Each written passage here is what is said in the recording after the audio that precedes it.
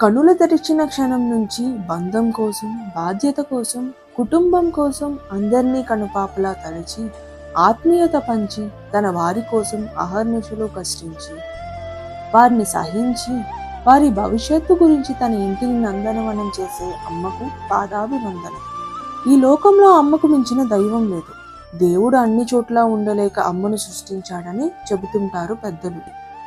అమ్మ ప్రేమకు విలువ కట్టలేము. ఎంతో ఆప్యాయతను రోజు చూపిస్తూ ఉంటారు. చిన్నతనం నుండి వారికి ఇష్టమైన అభిరుచులను పక్కన పెట్టి ఎన్నో త్యాగాలు చేస్తూ మనల్ని పెంచుతారు. కానీ ఈ మధ్యకాలంలో తిరిగి అమ్మతో సమయాన్ని గడపడానికి కూడా పిల్లలు ప్రయత్నించడం లేదు. చిన్నప్పటి నుండి ప్రేమగా పెంచి పెద్ద చేసిన అమ్మ ఇప్పుడు ఇంటికి బరువైపోయింది. చాలామంది వాళ్ళ తల్లులు పెద్దవాళ్ళు అయిపోవడం వల్ల ఓల్డేజ్ హోమ్స్లో పెట్టడం, అమ్మని చూసుకోకపోవడం లాంటివి చేస్తున్నారు. మిమ్మల్ని కంటికి రెప్పలా చూసుకొని ఎంతో కష్టపడి ఎన్నో త్యాగాలు చేసిన అమ్మ మీకు బరువైపోవడం ఘోరం. ఎక్కడో కాని కన్న తల్లిని చూసుకోవడం లేదు. ఎప్పుడు కూడా కనిపించిన అమ్మని మర్చిపోకూడదు. అమ్మ చేసినంతగా ఎవరు చేయరు. అమ్మ చూసినంతగా ప్రేమను ఎవరూ చూపరు.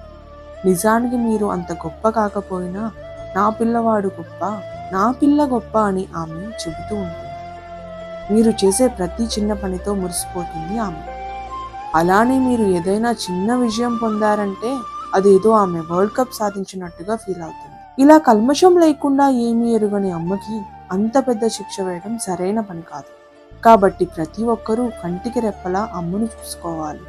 చిన్నప్పుడు అమ్మ మిమ్మల్ని ఎలా చూసుకునేదో అలానే పెద్దయ్యాక ఆమెను మళ్ళీ మీరు అలానే చూసుకోవాలి.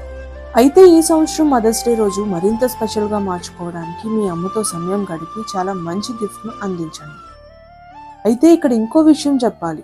మదర్స్ డే వెనుక ఇంత కథ ఉందని చెప్పాం, కానీ అమ్మ ప్రేమకి ఒక్కరోజు సరిపోతుందా? ఆమెను ప్రతిరోజు ఆనందంగా ఉంచితే అంతకన్నా మనం ఆమెకి ఇచ్చే పెద్ద గిఫ్ట్ అవసరం లేదనే చెప్పాలి. తల్లులందరికీ హ్యాపీ మదర్స్ డే.